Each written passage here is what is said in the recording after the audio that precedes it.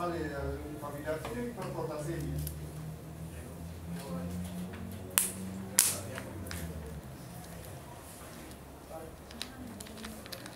A ver, ¿qué pasa, por ejemplo, con la hiperpotasemia? Paro cardíaco, no se olvide. Eso es lo delicado, un paro cardíaco. ¿Y quiénes de aquí quieren ser hasta ahora, o a quienes les gusta la cardiología? Levante la mano.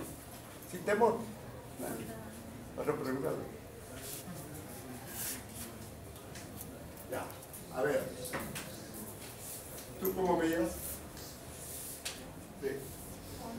Ya. La hiperpotasemia dice produce un paro cardíaco. Todos estamos de acuerdo. La pregunta es, ¿ese paro cardíaco es en diástole o en sístole?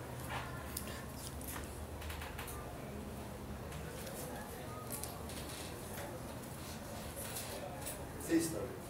¿Quién está de acuerdo o en desacuerdo? Bien llevado, ¿eh? Llevas de cuántos años. Es en diástole. Pero ahora tú mismo, ¿por qué? Porque al momento de llenado cardíaco tiene 4 fases, entonces al momento de hacer nuevamente la entrada de sodio ya no entra. O sea, la despolarización del potasio. Ahí es donde se produce. ¿Y cuándo? En la diástole. Perfecto. ¿Tú apellidas? ¿Cuál es tu apellido? Ok. Bien, entonces eso es lo que produce y esa sería la reposición. Estamos dando. Es que hay que tener mucho cuidado en esto. Mire, igual, el fascitis necrotizante hay que ser agresivo en las incisiones. Inclusive muchas veces cuando uno le hace, como en este caso en la cara, doctor, qué malo, cómo le hace, es que no hay otra forma. Después ya vendrá pues el cirujano plástico y lo solucionará, porque si no se lleva toda la cara. ¿Ya? Entonces eso es muy importante. Y por último, de la patología que se ve, la gangrena gaseosa. Entonces, miositis difusa secundaria a heridas traumáticas o quirúrgicas, etc. Esta es mucho más compleja que la necrosis, que la fascitis necrotizante. Entonces, miren, ¿qué es lo que te va a producir esto? Fiebre, taquicardia, hipotensión, edema, mal estado general, anemia hemolítica. Y lo peor, que esto sigue avanzando. Sigue avanzando. Entonces, ¿qué hay que hacer? Viene un tratamiento quirúrgico severo, radical. ¿Y en qué consiste eso? Amputar. Amputar. ¿No? Ustedes habrán visto también a 2 o 3 cantantes criollos que han tenido que amputarle la pierna porque tenían su necrosis, ¿no? Entonces, y para que no olviden una experiencia que también muchos la vamos a hablar, pero yo la pasé, era, bueno, años atrás. Entonces, trabajo en el hospital de policía. Entonces, el jefe de guardia siempre es el cirujano. Y como a la 1 de la mañana viene una chica joven, 20 años, muy guapa, etc. Había tenido un accidente por mala, no sé dónde, y viene y la llevan al hospital. Entonces, el primero que le ve el trauma shock, etc., lo llaman al traumatólogo y ven que había una necrosis, una gangrena. Entonces hay una junta médica, lógicamente yo la presidía. Entonces, ¿qué hay que hacer? Desgraciadamente hay que amputarle, no hay otra. Entonces agarran y dentro de los familiares era hija de un general en actividad. Y le dice, pues, ¿no? Sale lo de shock trauma, le dice, ¿sabe qué, general? A su hija vamos a tener que amputarle. ¿Qué cosa? ¿Quién es el jefe de guardia? Y ya, lo hacía. Hasta ahora, lo que me queda, vino el general, cosa así de frente, bien agresivo, ¿no? Cosa, usted le va a amputar la pierna a mí. Mire, usted le amputa el pie a mi hija, yo lo mato. Y hizo la demanda, ¿no? Ya veía las balas, pues, ¿no? Entonces, pero ahí también, y les cuento esto porque saber cómo el médico trabaja. Un momentito. Es una junta médica y se ha llegado a esa conclusión. No, general, no hay ningún problema. Si usted no quiere, pero me firma una exoneración de responsabilidad. Enfermera, sáquele. Agarró, se fue, habló, a la media hora con el chavo del 8, tocando en la puerta. Doctor, hemos visto que... Entonces, pues, no es que uno sea mal, hay que amputarle, que había que amputar, probablemente ha consultado, etcétera, etcétera, y le han dicho lo mismo, ¿no? Entonces, bueno, pero pasan esas cosas, ¿no? Hasta terminas de matar. Entonces, pero uno tiene que tener salida. Está bien, no lo hago, pero usted me firma la exoneración de responsabilidad, se lo lleva donde quiera o la deja ahí. Entonces, general, se promete al Pérez. ¿Ya? Entonces, miren, estas son todas las patologías que se ve en cirugía. Lo hemos hecho rápido para ver, determinar, más o menos de grosso modo. Lo que ahora está ¿cómo te puedo decir? De acuerdo al curso de cirugía que estamos llevando, es infecciones posoperatorias, que no es muy largo, pero es muy importante. Entonces, como su nombre es infecciones posoperatorias, es presencia de pus en por primera vez ya hablamos de sitio quirúrgico o sitio infeccioso quirúrgico, le dicen, ¿no? Al sitio. Ahora, ese sitio puede ser superficial, como ven acá, miren, bueno, que no se distingue, no sé, superficial, este es un corte de la piel, miren, superficial, acá en la piel o hasta tejido celular subcutáneo. Este es sitio quirúrgico, acá hay presencia de pus. Ese es el superficial, que es este.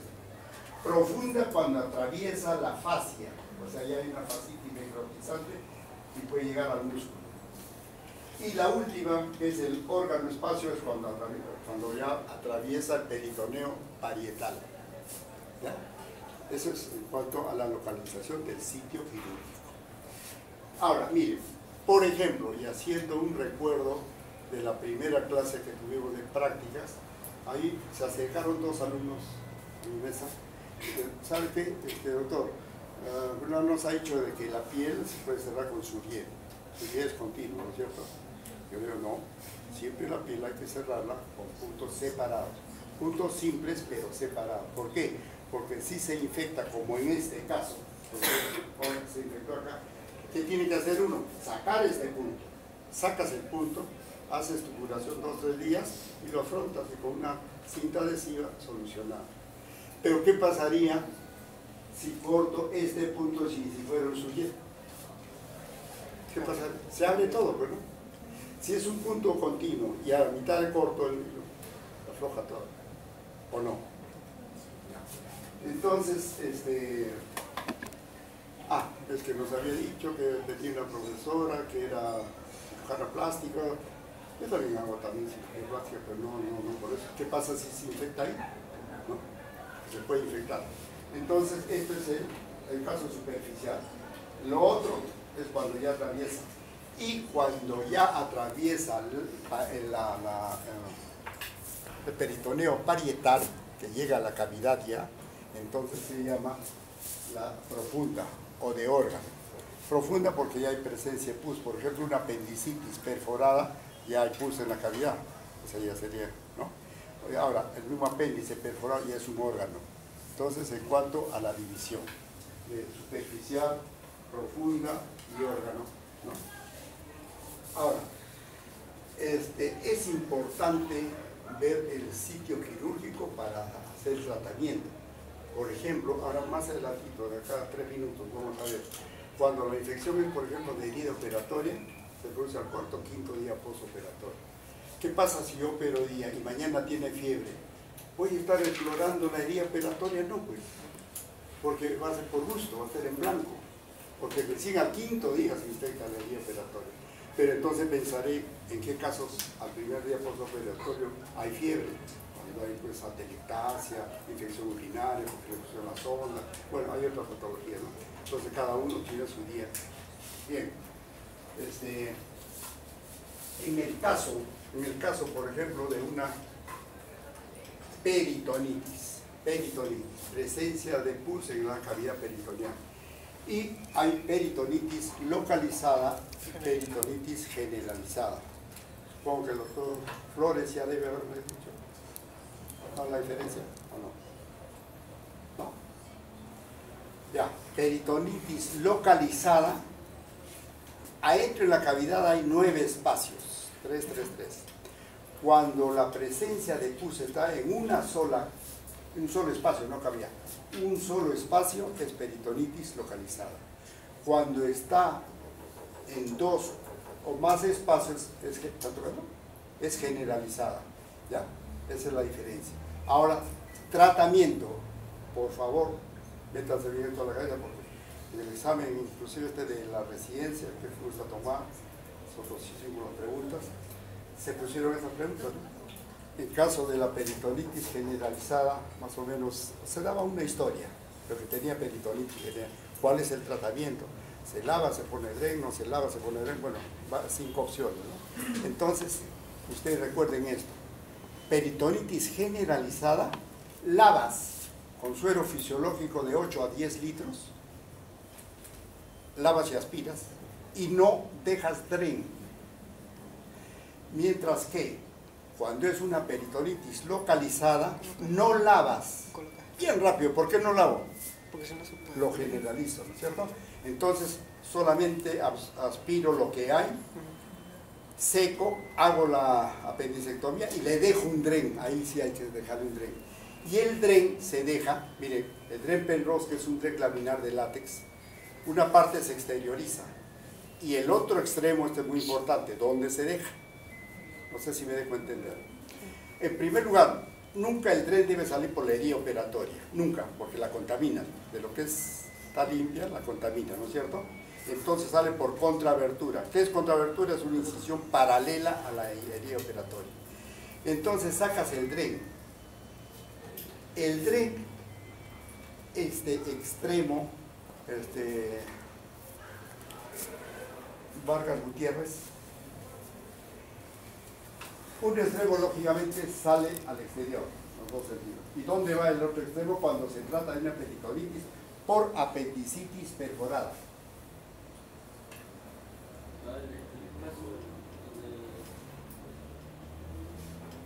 Estás. El espacio parietocólico derecho, el apéndice del lado derecho, y el espacio parietocólico derecho, o de lo contrario, que también es válido, en el fondo del saco de Douglas. ¿Por qué? Porque por gravedad la pus va a caer al fondo del saco de Douglas. Y por capilaridad, el dren de laminar lo va a exteriorizar la pus. Entonces la cosa está bien clara. Peritonitis generalizada se lava bien y no se deja dren. La localizada te secas, etcétera, y dejas un dren en parietocólico derecho o en el fondo del saco de Douglas. Y si eso ocurre por la vesícula, que también se puede perforar un empiema vesicular, entonces haces lo mismo, pero el extremo del dren que acaba de decir acá a este lado, entonces en vez de eso lo pones en el espacio subhepático derecho. En caso de definir subhepático derecho, ¿ya? ¿Ok? Subhepático derecho. Voy a decir 5 minutos. Salud.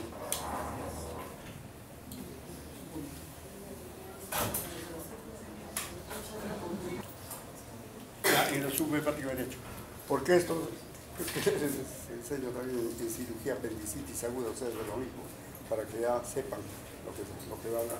Bien, entonces está claro, ¿no es cierto? Ya, ok. Ahora, ¿de quién depende esto? Acá, el jefe del centro quirúrgico es el cirujano, porque toda infección depende del cirujano, paciente y el agente patógeno. El cirujano que está acá al frente tiene que ver con, mira, empezando con la enfermera instrumentista. ¿Para qué? Para ver si este instrumental quirúrgico esté bien o no esterilizado. Entonces para ello también antes te lo ponían así ya todo el instrumental abierto.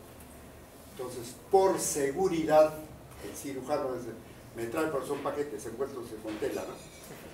Me los trae antes de abrirlo acá. ¿Y por qué? Porque tiene una cinta reactiva. Si está morado, está ya esterilizado. Si sigue rojo, no está bien esterilizado. Entonces, viendo, como cuando vas, pides un whisky de etiqueta negra, le abres acá, no te trae cualquier cosa, ya, más o menos, ¿no? Ya, entonces hay que verlo, igualito, ¿ya? Eso es Después con el anestesiólogo, preguntarle, ¿cómo está tu equipo de anestesia? ¿Está operativo? ¿Te falta esto? ¿Te falta el otro? ¿Por qué? Porque también bien rápido. Una vez estaba operando y en pleno veo que uno corría, bueno, que el otro, ¿qué? Se caía un balde, ¿qué? La otra ¿qué pasa? Le digo, ¿qué pasaba? Que la máquina de anestesia lleva cal sodada y ya se le había acabado la cal sodada. Entonces, es que el día anterior no se fijó el anestesiólogo o su asistente, si faltaba o no. Entonces, todas estas cosas hay que verlas, ¿no? Y bien rápido voy a decirles, por ejemplo, hace el 2008, 2009, con el doctor Cruz, el anestesiólogo, los dos, hicimos un curso que se llama Cirugía Segura y lo dimos por primera vez en el colegio médico, una asistencia bárbara. Y luego fuimos a la región de Iquitos, a diferentes Arequipa, todo para hacer lo mismo. ¿Pero por qué? ¿Por qué le llaman infección segura? Porque disminuyen las complicaciones. Por ejemplo, el Organismo Mundial de la Salud comenzó a hacer esto. No es invento nuestro, sino ellos empezaron y nosotros pusimos acá en el Perú. ¿Por qué? Porque hacían y empleaban el mismo sistema que emplean los de aviación. Si un avión va a salir a Inglaterra, dice cómo está el clima en Inglaterra, cómo está, ¿qué te digo? Hay turbulencias, que los sensores del avión están así, pero ¿cómo sabes eso? Porque va a ser un checklist, se llama, ¿no? Entonces va, esto está bien, esto está bien, esto está bien, esto está bien. Una vez que ya las 20 cosas están bien, vuela o no vuela. Si el clima está mal, ¿para qué voy a arriesgar? De igual manera hicimos esto, porque desde que traían al paciente, muchas veces, traía al paciente de la cama 39, de repente en la noche por algún motivo cambiaron las camas y viene un paciente que no es.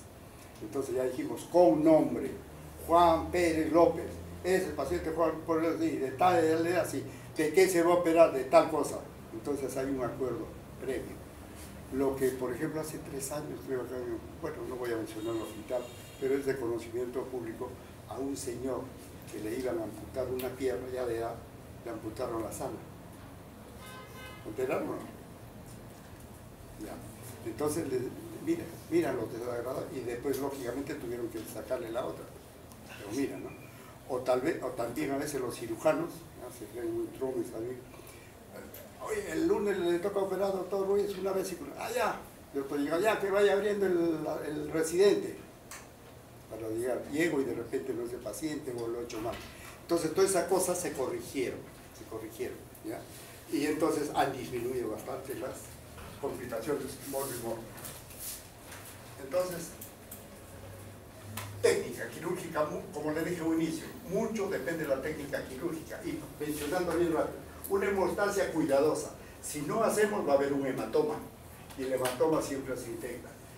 Reducción de espacio muerto. Acá hubo una vez un seminario que uno de los cirujanos profesores jóvenes agarró y dijo, no, ya no se cierra el tejido celular subcutáneo. Pero al no cerrar el tejido celular subcutáneo va a dejar un espacio. Y ese espacio se llama espacio muerto, que puede ir la sangre ahí, si hay, por ejemplo, una alteración en el perfil de la coagulación, o de lo contrario, por los linfáticos se acumula y se llama seroma. ¿Quién me dice qué es seroma?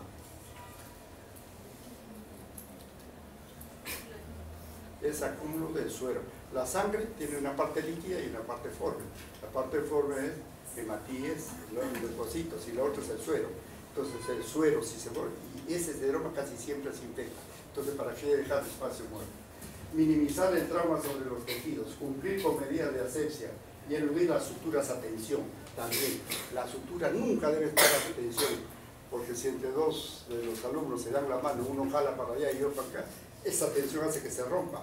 Entonces va a haber dehiscencia. No debe haber. Mira, entonces hay también factores endógenos del paciente. La edad, cuanto más edad tiene, es más propenso a infectarse. En diabéticos, un medio intuitivo. En la obesidad igual y en desnutrición. Sobre todo cuando hay hipoproteinemia. Y dentro de la hipoproteinemia, la hipoaluminemia. Es decir, nosotros los cirujanos, cuando pedimos toda la batería de exámenes, si tiene menos de 2.5 de albúmina, no lo operamos. Porque de hecho, al día siguiente o a los 2 días se va a abrir. Entonces, ¿qué hacemos? Esperamos unos días, le damos globulinas, albúminas, le elevamos y lo operamos, ¿no? Bueno. Bien, también hay los factores exógenos que ya le dije, el tiempo operatorio prolongado, es el que se malogró la máquina de potencia, o cuando el material quirúrgico no está séptico, o cuando el procedimiento es urgente. Miren, entonces esto, la infección es a partir del quinto día operatorio. Hay fiebre, dolor, edema y evidencia. Y escuchen esto, si ustedes, ante un proceso de lo que estamos hablando, hacen un buen drenaje de colección localizada, una cobertura antibiótica indicada, un balance hidroelectrolítico y medidas higiénicas y dietéticas, entonces el paciente les va a decir lo que yo les digo a ustedes por haberme escuchado la clase. Gracias. Ok. Listo, terminamos. Ya lo dejaste. Sí, No, lo sacaste. Ya.